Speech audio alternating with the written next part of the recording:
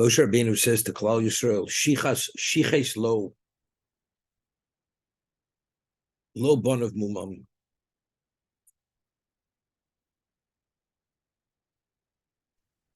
When we become corrupted, very often people believe that we're actually impacting on Hashem.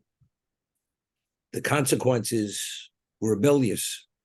We're not accepting his dominion, and therefore we're affecting Hashem. Moshe Rabbeinu says, Shichas lo. We think the corruption affects him, lo bon of mumam. The consequence of behavior affects us. We are the victim of our own behavior. Hashem is not victimized to any degree.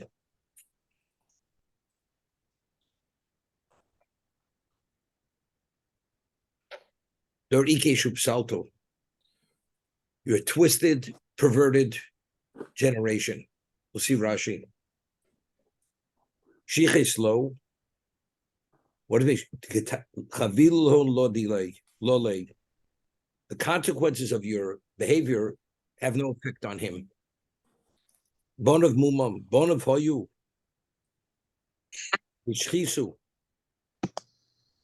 They were his children and they became corrupted. That is their blemish. You know, it's like a child. Parent wants a child to eat, and the child is punishing the parent, says, I'm not going to eat. So what does the parent say to the child? You don't eat, you're going to be hungry. You're not going to be affecting me, but the child believes he's punishing, or she's punishing the parent by not eating. Hashem says, when you don't follow my dictate, you're not affecting me. You are the victim of your own behavior. Shiches lo. You think your corruptions affect him, lo, bon of mumam. That is the basis for your blemish.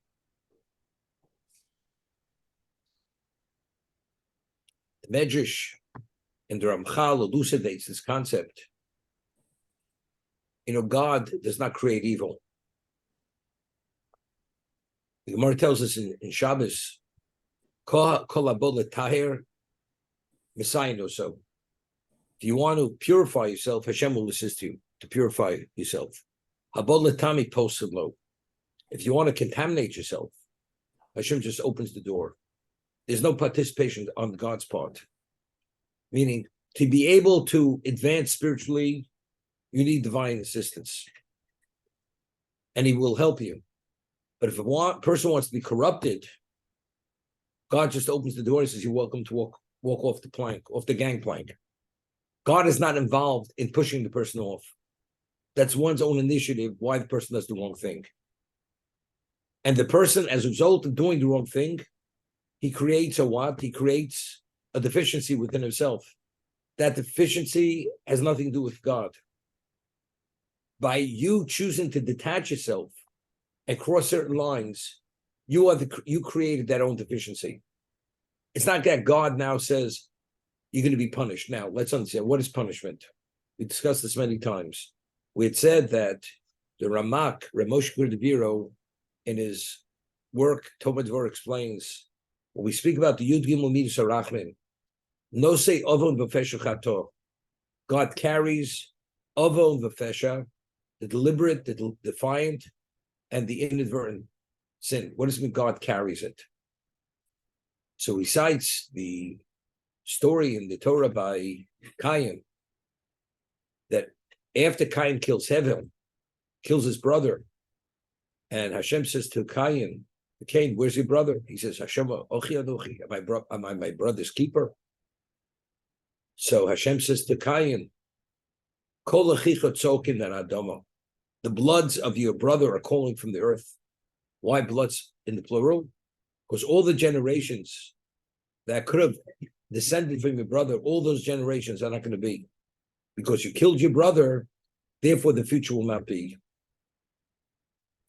So Cain says to God, you mean to say, you sustain and you will the whole world. My sin is too difficult for you to carry. So the Ramak explains, what does this mean? that when a person goes and sins, we create a negative force. That is the way God created the world. When you put your hand in the fire, you get burnt. That's a reality. When a person eats something which is tainted, you get sick.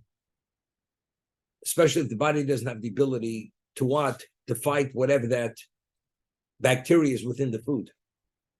You cross that line, you create a negative force. And that's Avera Goreres Avera. When you create that negative force, every force in existence has to be sustained, even a negative force. So if Hashem is not willing to sustain that negative force, the one who created that negative force is responsible for that force. What does it do? It detaches itself like a leech to the person's neshama, to his soul, and it saps him. The effect of that sapping will incapacitate the person, even maybe kill the person. But if that's going to be the result of one's transgressions, the world can't continue. The human being prone to fail doesn't have a chance to continue. And God created the world that man should have the opportunity to continue to do good things. As a result of that, what does Hashem do? He sustains that force that the person created and doesn't allow it to attach itself to the neshama of the person. Doesn't allow it. Because if it would, the person could not continue. He'd be handicapped or totally destroyed because of it. That's nosei ovum. God carries, despite the intensity of that force, whether it's deliberate, defiant, or even inadvertent, maybe you should carry that yourself. Even that would be too much. Hashem carries, sustains all that. That's what it's about. Shiches lo, when we sin, we think we're affecting him. You're not affecting him. Lo bonov, mumam, it's your blemish. It's your deficiency. And because you created that deficiency, there's a concept known as Avera Goreres Avera. That impurity will bring more impurity. It's like an addiction. A person has a foreign element within his system. The person craves more of that. Because you have a trace of that impurity, even though God sustains the majority of that and doesn't allow it to compromise the person, but factually, the person is tainted with that, and that small element of impurity causes the person to crave more, and that's the concept of Avera Goreres Avera. Now, why would a person think differently than what Moshe Rabbeinu is saying? That we are the victims of our own behavior. You know, in Hodu, we say in the morning, in Sukkot Zimra, we say, Tnu Ozle Lokim. David Bell says, Tnu Ozle, give power to God. We empower God. So if we empower God, it seems to be not like Moshe Rabbeinu is saying. We determine whether God's empowered or not empowered. What does that mean? So the Yesod V'Shesh Avoda explains that the way God created this world, if we behave a certain way, the world is based on justice. If you're deserving, God gets involved, and he wills certain forces, which are called the bracha. If you don't behave properly, he withdraws. And if he withdraws, then pretty much you're on your own. To do Ozle Lokim mean by us behaving properly, by following God's dictate. Now, based on Nishpat, where God created the world, God says, I will be involved. I will empower you. So by not behaving, we're causing God to withdraw. But it's not that God is the victim of our behavior.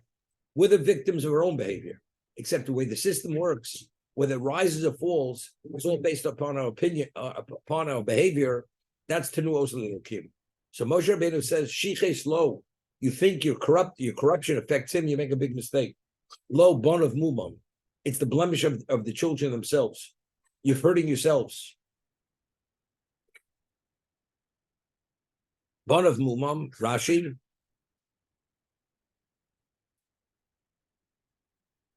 Mumam shel bonofoy v'lo mumo. It's the blemish of the children, it's not his blemish.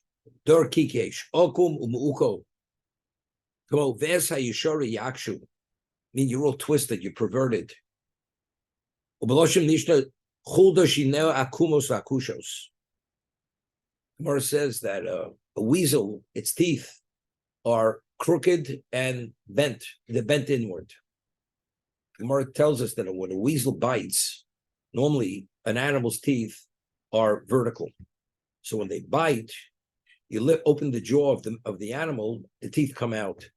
But a weasel, when it bites, because its teeth go inward, as they embed the teeth in the flesh, you can't just open the jaw, it doesn't come out.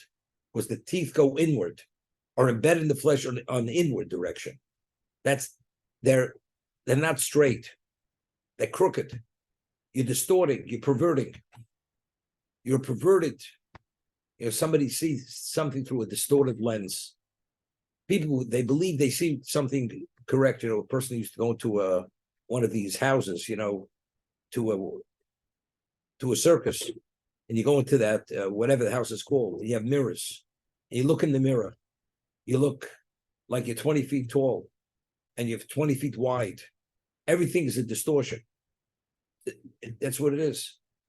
You people don't see it straight. You're distorted. Why are we distorted? Due to our own behavior, a person's distorted. It's like, remember years ago when there was an eclipse, they used to warn the children in school, make sure the blinds are closed, and you can't even see, because you never know what the rays could do damage to the cornea, to your eye. And you realize the damage. So somebody wasn't responsible and he looked during the eclipse. So who's the cause of his vision to be impaired? You want. So now you don't see clearly. Why don't you see clearly? Because the way you behaved. Whenever we misbehave, we create a greater level of distortion. Because that occludes our vision that we don't see correctly. That's Dor Ikeshu Basalto. The more we cross those lines, the more distorted things become, the more cloudy they become. Shlomo refers to Eini Ha'am, that the Chachomim are the eyes of the people. So the Malbim explains why the Gedolim, why the Torah leaders, the Eini Ha'am, the eyes of the people. So the Malbim explains that why, when Hashem created the human being, why are the eyes on the highest part of the body? To maximize on the vision, if we lower down, there'd be more things which would interfere with the extent of what you're able to see. By putting it on the highest part of the body, so there's less blockage, so therefore you're able to see far, at a further distance. That's why the eyes are there. The Gedolei Yisrael, the Torah leaders, the Jewish people, the Eini Ha'am, they're like on the top. Their vision is not blocked. They see it clearly. Their vision is clear. We, because of our conflicts, because of our misbehavior, our vision is clouded. It's distorted. That's Dor Ikeshu B'Salto. You have the Nevi'im, the Talmud, the first base of Yirmi, Yeshaya, all these Nevi'im. And we're told they're prophets. And nobody's disagreeing they're not prophets. They're miracles. First base means doing miracles. And yet the Jews behave the way they behave. It doesn't make any sense. The answer is, I understand what you're saying, but I see it differently. It makes sense. Logically, it makes sense. But what I see it differently. Because when you have a distortion, our lenses are distorted. You see double, you see triple. And you see backwards. A person has dyslexia. As much as the other person reads straight, you have dyslexia, you can't read the letters right. Everything's totally a jumble. It's backwards. That's Dor Ikeshu B'Salto. It's clear, it's a confirmation of where you're at due to your misbehavior, therefore you're totally perverted and twisted for that reason.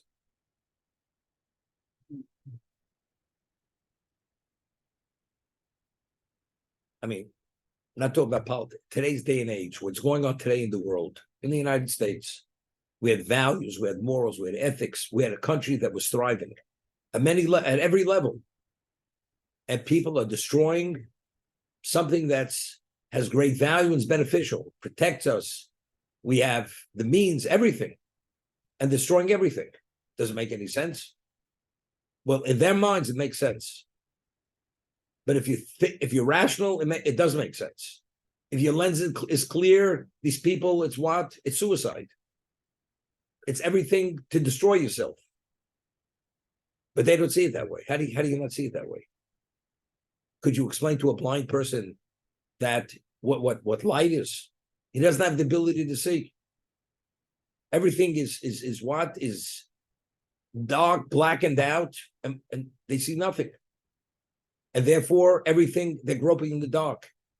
It's like the Mesilas Yesharim says that the Gemara tells us Olam Hazeh is Doma L'Layla. This world is like night. Why is it like night? So he explains that a person walks at night where there's a lack of light.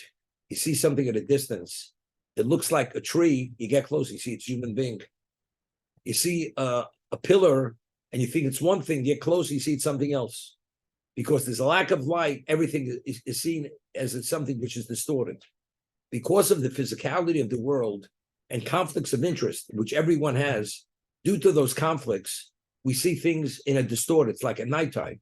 When there's not sufficient light, we believe we see one thing, but when we get closer, it's something else.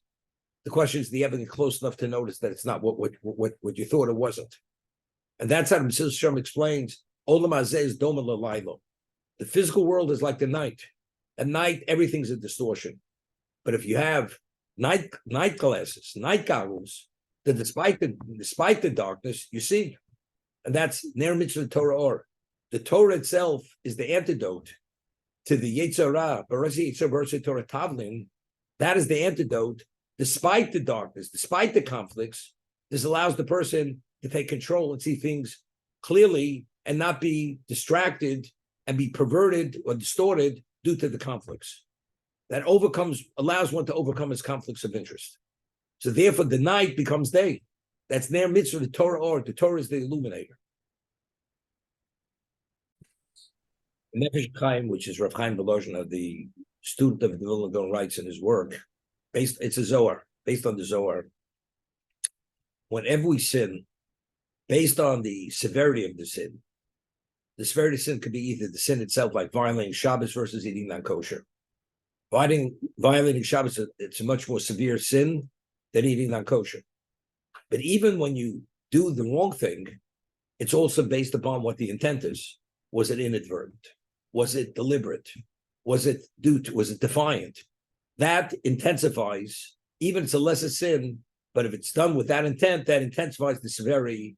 So that increases and that intensifies the consequence of the sin. But what is that? So he explains the name of the Zohar. Whenever we sin, there's a consequence. When you do a mitzvah, there's a consequence. And so the Zohar says that when you do a mitzvah, you create an energy, which is a very positive energy, overwhelming positive energy. The majority of that energy detaches itself from this existence and put into another existence. However, Hashem allows a trace of that energy to remain with the person, to encourage him to do more of the same. It's like a person whets his appetite, so you want to eat more of that. So because the positive effect of the mitzvah remains with the person, but it's a trace, that encourages the person to do more of the same. And he says, what about when a person transgresses? Again, he's quoting the Zohar. You create this very overwhelming negative force. It's called Ruach de Mesaba, an impure force. The majority of that force detaches itself from this existence, is put into another existence. The traces of that impurity remains with the person. The traces of that impurity creates a craving for more of that impurity. And that's the concept, Aveira Gores Aveira. Throughout one's lifetime, if one does multiple mitzvahs, and you have all this positive energy detaching self, going to being held in this other existence for the person, when he passes away, that's his Olam Haba. That spiritual purity will energize his neshama, his soul will expand, and that will allow him to be worthy to be within the proximity of God.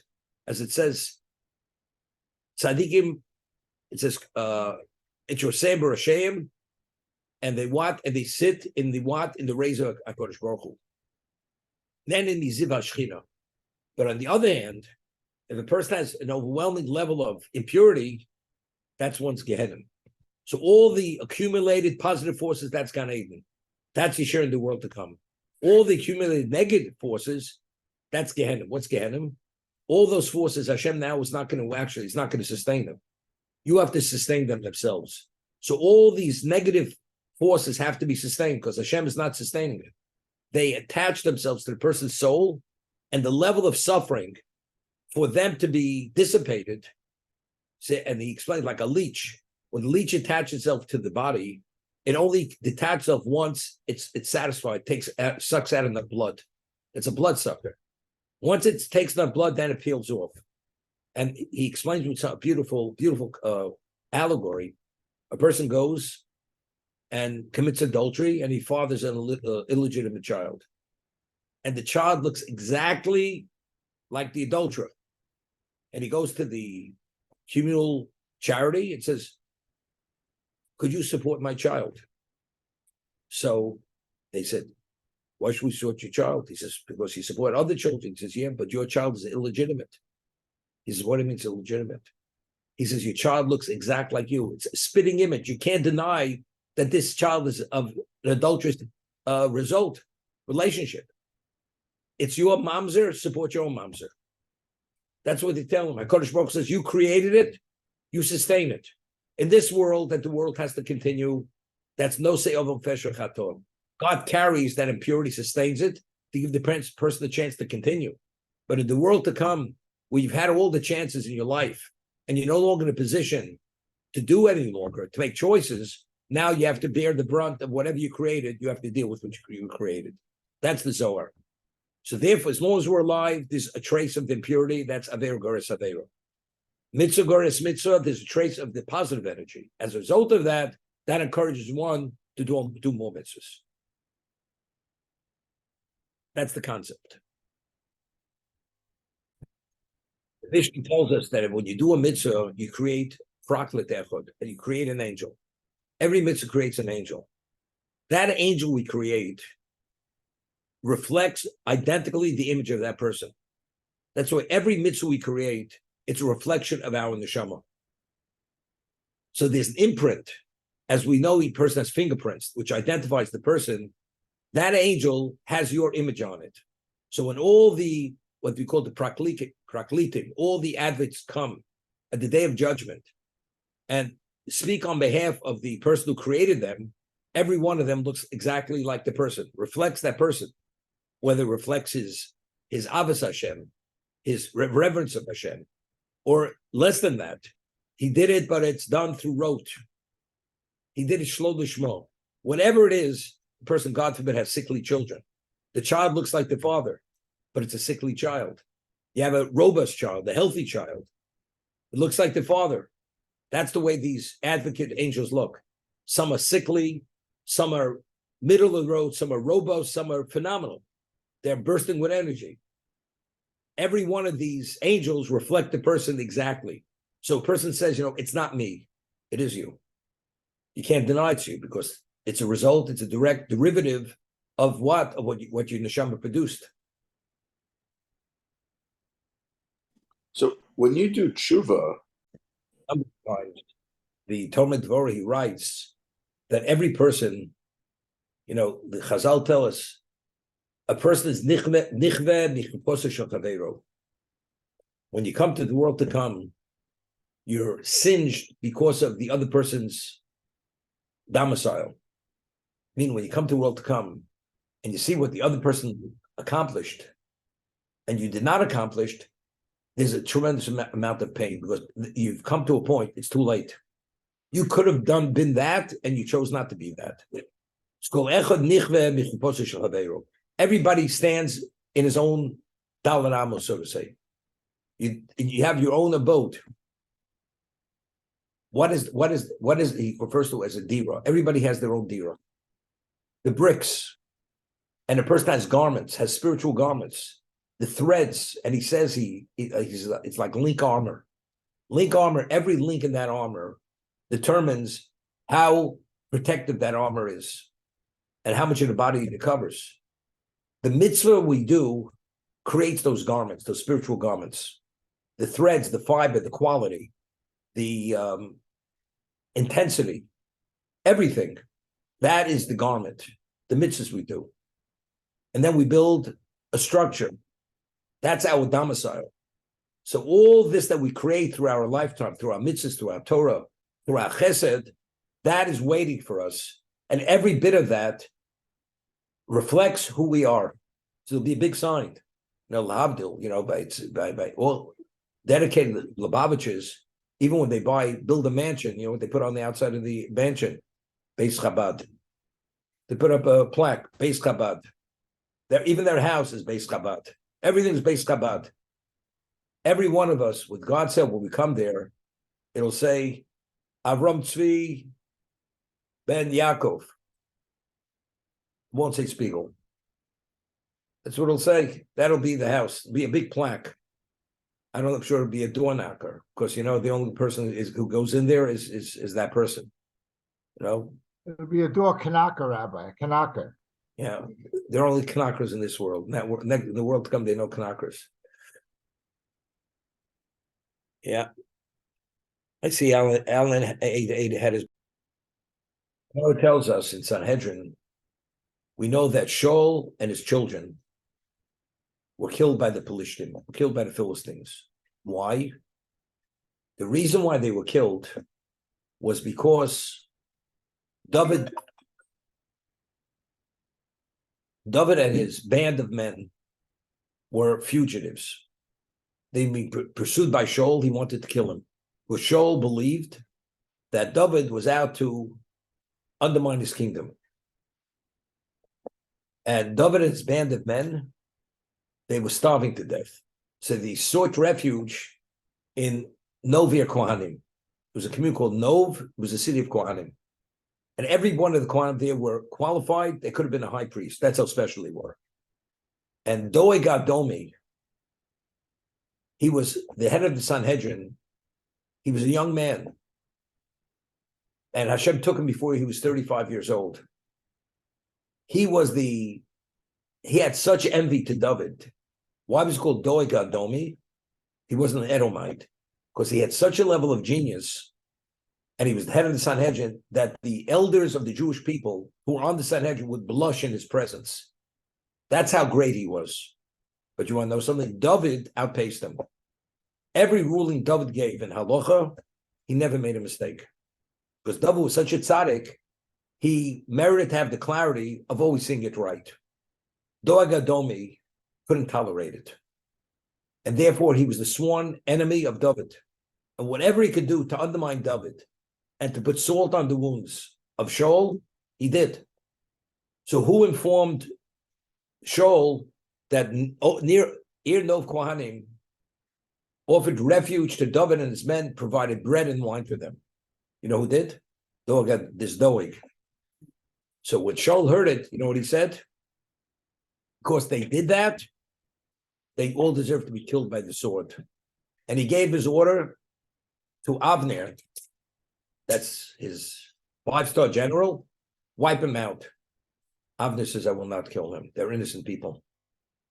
I will not do it. Doeg Adomi had such intense hate for David, he took a sword and he slaughtered every member of that community, all the Kohanim, because they offered refuge, bread and wine for David and his men. As a result of what Shaul did, that's why he fell and his family in the battle of the Pelishtim, they were all killed. Because he gave the order to wipe out the Novia Kohanim. Okay? So you'd say David's a victim, right? He's an innocent man being pursued by a person who's paranoid, Shaul, believing that David's out to undermine his kingdom. And he was starving to death. He had no choice. They were starving to death. And so Novia Kohanim offered him bread. The Gemara says David afterwards had all kinds of many problems. He became a leper. He was nearly killed by the brother of Goliath. He wandered into Philistine territory. Why? Tremendous. And he suffered tremendously. Why? Because if he would have prepared provisions in advance, he wouldn't have had to seek refuge by Novia Kohanim. If he would have thought in advance that he may be in a position he may not have food, this whole scenario would have never unfolded. So because he didn't take that in consideration, and all these extreme, terrible things happened, he's held culpable. David is held culpable. He did not do the genocide. He did not inform it. It doesn't make a difference. But all this couldn't have begun happening if David would have taken into consideration that situation, and it could have all been avoided. So even David has culpability. So he said that shogeg.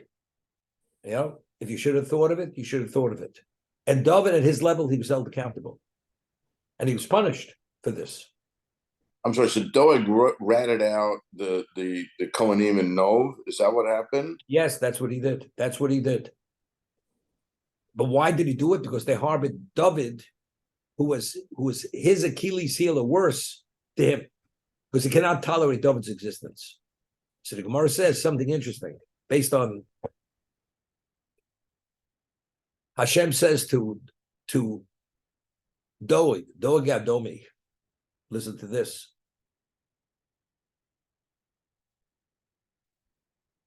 You, David, and I will walk together in the world in the Garden of Eden. Okay? So Doeg says to Hashem, could you repeat it again? So first Hashem said, you, David, and I. So he says, could you repeat it again? He says, David, you, and I. So Doeg says, if I'm second, I'm not interested. So Hashem said to David prayed to Hashem that Doeg, because of what he was, he should not have a share in the world to come, and he should burn in hell.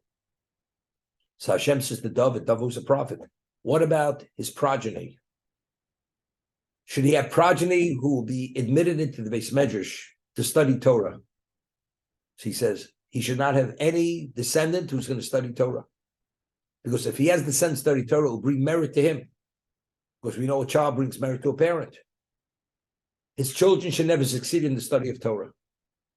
Because the man doesn't deserve that. And Hashem says, what you're asking, it's going to be fulfilled. His grandchildren will be denied any entrance, and not that they're not going to be observant Jews, but they're not going to have any acclaim in the Torah world. Because if they will, Doeg is going to be a beneficiary of that. And Hashem says, if that's it, I will follow your request. I will respond. They will not. But despite all that, David was held accountable. So we're talking about a shogeg. A tinik shenishba, person is raised as a Gentile, doesn't even know he's a Jew. There's no claim against him. There's no consideration you should have. There's no should have. But a person is a Jew, knows he's a Jew, and although he violates something inadvertently, there is a certain degree of culpability or liability, because maybe if he would have done other things differently, this scenario wouldn't have unfolded. Give you an example. There's certain people who are very observant. They don't eat out in restaurants. They don't eat in restaurants. Well, that has a certification, has this, but we all know that at times there are problems. Even with the certification, as good as it is, there are problems. Either the proprietor, the workers in the kitchen, the mix-ups, whatever it is. Yeah, you want to play safe? You don't eat in restaurants. I know what I have in my home. I know exactly what it is. I prepare, my wife prepares, my children, I know what it is. The restaurant, you know what's going on over there. You don't know. But there's a tudah, the rabbanut and the this one and that. You have 50 certifications with all the certifications. You never know. And all of a sudden you go and you pay that extra fee because you have all those certifications. And there's a problem. But if you wouldn't have gone to the restaurant, you wouldn't have had a problem. I'm not saying there's great liability, but there's some degree of liability. It is shogeg. But that inadvertency only came about because you didn't take the precaution. Maybe you shouldn't have eaten in restaurants at all. This is not my evaluation. This is the way God makes evaluations. Even within shogeg, the different shades of inadvertency. The ultimate inadvertency is the tinik shenishba. The child who never knew he was Jewish, and later in life that he finds out he was Jewish. There was a story many years ago. Jeffrey Glick, who originally Alan brought out of Rome. See, he doesn't even pick up his head. He's so humble, Alan. Okay, so Jeffrey Glick, he brought a person to Yad of Rum. His first name was Chris. His last name was Wolf. And his father was a Bavarian, a German. His mother was Jewish. And he never knew he was a Jew. And somehow Jeffrey Glick met him in Spain. He was a young man in his 20s. What was the story? His mother wore a crucifix. His grandmother wore a crucifix. And he went to a private school in Massachusetts somewhere. And he came home. He must have been about 16. And there was a Jewish teenager in this boarding school. And he comes home to his mother and he's all excited, happy. He says, we just bloodied a Jew. They beat up a Jew. And that's what he shares with his mother. We just bloodied the Jew. His grandmother calls him aside and says, I want to tell you something. We're Jewish. We kept it a secret, although your father is a German, a Bavarian, but we're Jewish. We kept it quiet because of the Holocaust, whatever it is. He was like shocked, couldn't believe it. Couldn't believe that he was a Jew. And he was involved in blooding a Jew. He himself is a Jew. He tried to come back. He used to come to Yad Avram. This is when we're on 63rd Street. The Christianity was so embedded in his emotion and his mind, when it came to the 25th, and they had mass on the 25th, he had to go. He was so attached, he couldn't get out of his system. But why did he have it so embedded in his mind and his emotion? Because that's where he was raised. He was raised as a devout Catholic, whatever he was. So later he knows he has to fight his demons, no question. But him fighting his demons is a lot more difficult than a person who's always a Jew and he chooses to do many things which are not appropriate. So even though it's deliberate, there is a deliberacy for this person too. But even as deliberate is not as deliberate as a person who's a Jew who doesn't have all these issues which he has to contend with.